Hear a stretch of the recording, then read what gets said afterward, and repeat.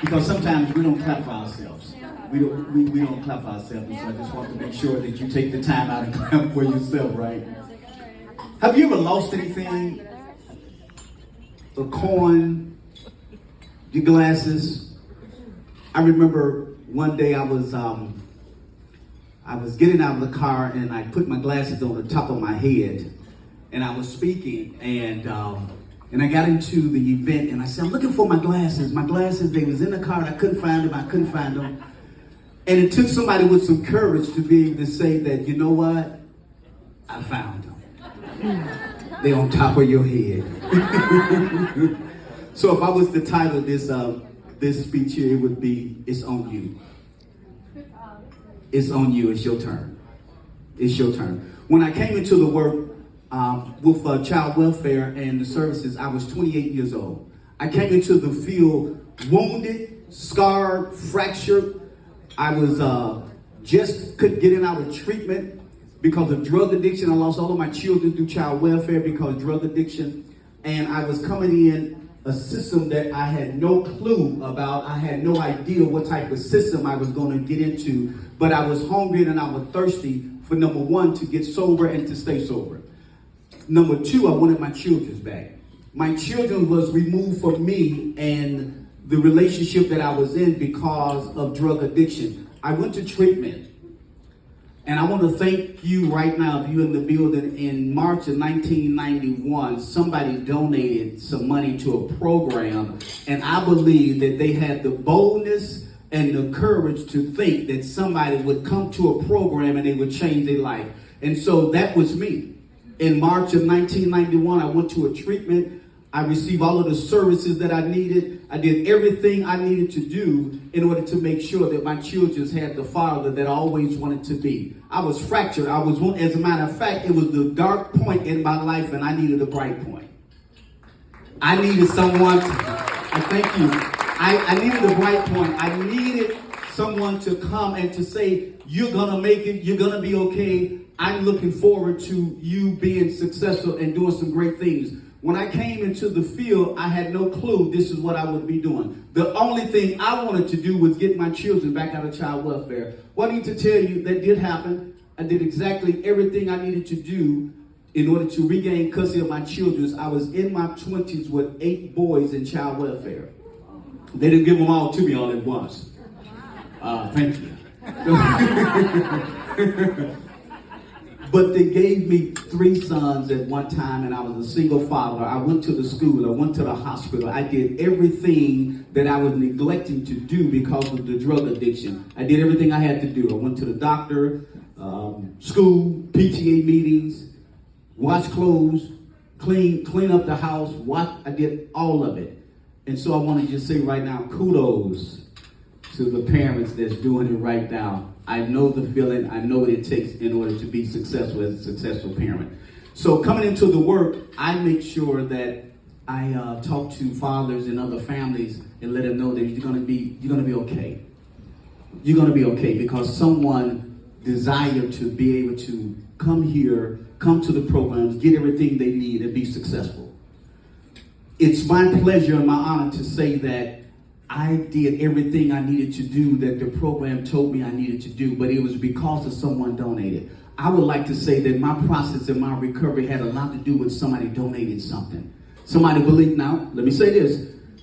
They may not be the one to do the work, but they donated to someone that had a job that was able to do the work and help another family. You may not be able to do the work, but someone would be hired in order to do the work so that they can help their family as well as help another family in need. Now see, there should have been a clap right there, right there.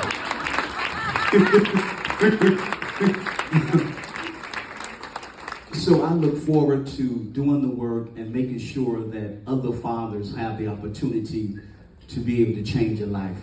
I just believe that your story, your message is connected to what the world needs. All of us may not do the work, may not be the one to do the work. But I just believe that when someone donated in fiscal year 1990, they donated some funding for a treatment center.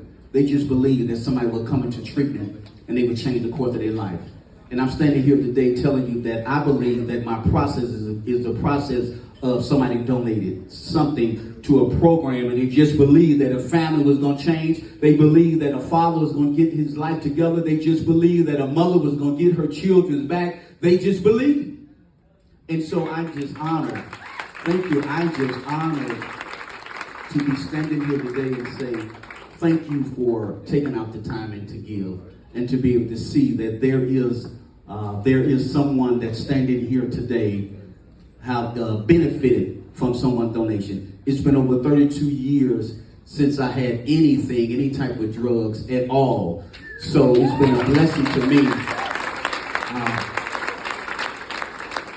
Your story and your message is what the world is waiting for.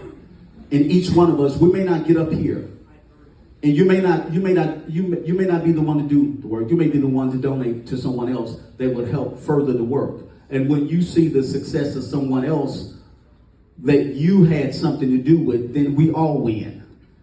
Because the truth of the matter is, we want our community to be successful. We want our families to grow. I have children now, I have grandchildren now. My sons now, my goal is for them to take care of their children and to make sure that their children don't enter into a child welfare system, what they did as a result of my doing. God gave me the opportunity to mend some of my brokenness, and I was able to mend and get better, and that's why I'm standing here today, because I just believe that someone believed in me. And not only did they believe in me, but they wanted to make sure that they helped me without me knowing. I can tell you, standing here today, 32 years later, I have not met the donor.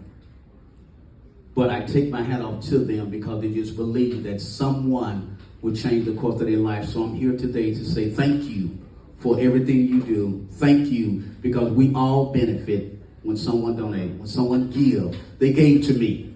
I got clean. I did everything I needed to do. I changed the course of my life. I began to write. I was, and I'll be done because I don't know how much time left. You don't want to overstay your welcome, because next time you may not be welcome to overstay. So I was speaking to a group in Springfield several years ago, and I had some people coming up to me and thanking me for the speech. And this one guy, he stood about four people behind me, and he waited, and he said, "Thank you." He said, "Thank you." He said, "You did well." He said, "But you missed something." I said, "What?" He said, "Look around." I looked around the rooms. I said, "It was a nice crowd." And this is a nice crowd.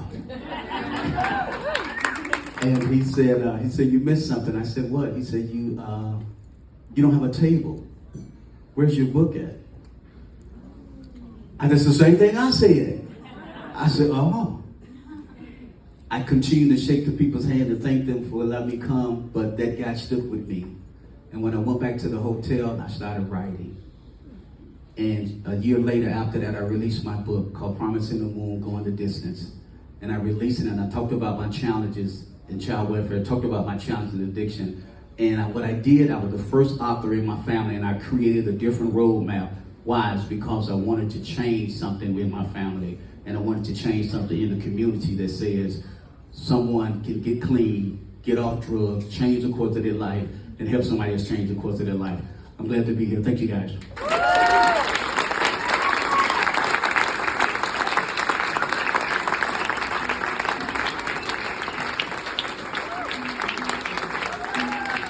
Can you give Greg another round of applause, everyone? And that is quite a brave thing to be able to stand up and talk about all he's been through.